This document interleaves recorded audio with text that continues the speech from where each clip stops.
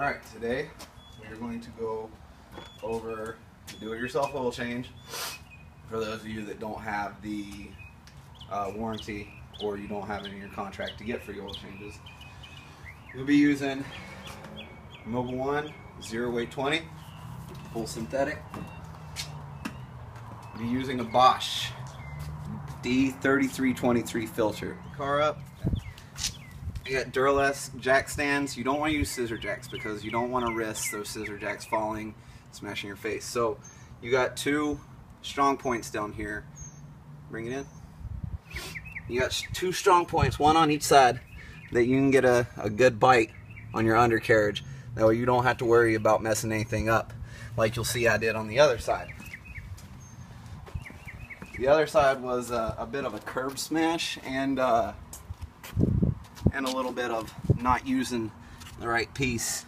As you can see here, my whole side skirt is demolished. So this is my excuse to my wife to get some HFP side skirts or maybe try something with an 8th gen.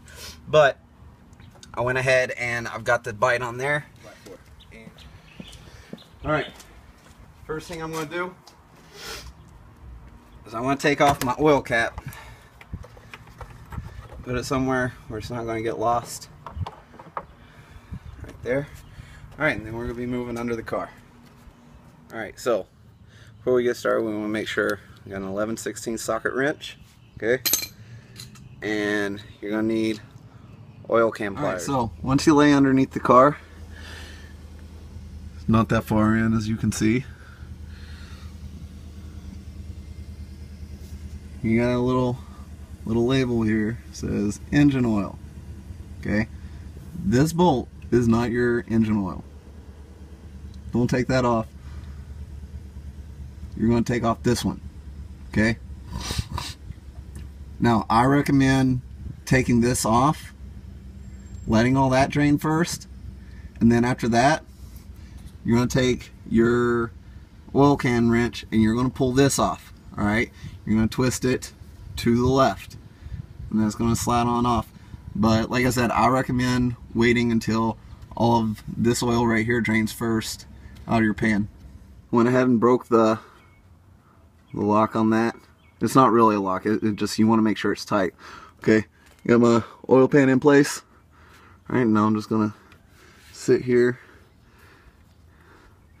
move my arm to the side so I won't get covered in oil. Guaranteeing it's going to be black, so I haven't done one in a while. Just going to take this off. Try not to let it drop in there so you don't have to fish it out. Oh, there you go. Alright. You're just going to let all that drain. Look how black that is. That's yucky. Alright, so we're going to let that drain. Once that's all done, then we're going to move into moving the oil filter. Once you slow down to a drip like that, I'm going to go ahead and grab my oil can wrench here. Alright. You'll make sure you gauge it to fit your can. It seems maybe about right there. Nope, maybe not. Okay, so we want it to be a little bit tighter. Okay. You got it loose. Alright. I'm just going to twist this off. This is going to allow the rest of my oil to drain. As you can see, it's not fully done. It's got a lot left. So, I don't want to make a mess of this, and I'm not going to reach up there and get all yucky. So I'm going to let that drain out mostly. And while I'm doing this, I'm going to go ahead and try if I got all the rest of the pieces. The piece that I told you not to unbolt. This right here. You got another bolt here. And you got two more on the other side. You got one in the undercarriage, one on top. This is your rear motor mount. Okay, I've got here an upgraded Passport rear motor mount, and from what I hear, this stabilizes your motor a lot more and it's going to help you with shifting and comfortability with your drivetrain. So we're going to get that installed today. Should slap right up there, and should be a quick fix. So keep on watching and we'll go through that too. We're back for the oil change. Alright, Got the filter off, everything's drained. It's over there in that yucky bucket. Got a lot of spillage on the ground, my bad. Alright, so this is my Bosch, again, Delta 3323, almost the same as Honda filter. Alright, so you don't want to just take this and put this on, okay? Not dry anyways. What you want to do, I know it's yucky, but you want to dip your fingers in that or the new oil, it really don't matter. But you want to lube this up, and you want to lube this little gasket right here. You want to lube all the way around here and definitely get inside the threads here.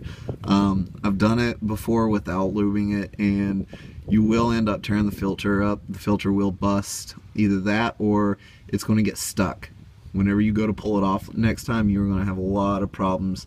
You're going to need a lot more elbow grease to get this off. So make sure you lube up, like I said, the gasket and your threading, so that way you don't have that problem. All right. As you can see, I went ahead and I got the oil filter on, and yes, I did cheat. I went ahead and threw on the Hasport motor mounts during my oil change. Honestly, it's better to try and knock out a couple things while you're under here. In addition to that, while the car's still up, I'll be dismounting the downpipe, and I've also got the Axion Industry downpipe that, alright, so you know, make sure that's your drain plug's nice and tight. Tighten that bad boy down. Alright, we got a brand new filter. We got our drain plug nice and tight. We got a brand new rear motor mount. And let's crawl on out of here. Alright. Next step we're going to go into is you're going to take your funnel and put it up top. Alright. You set that up there. You can put, I usually use all 5 gallons of the 0820, but it's up to you. Fill it up, cap everything off, and start it, run it for a little while, and get your engine pumping full of oil, and you should be good to go. That's about it. Thanks for watching.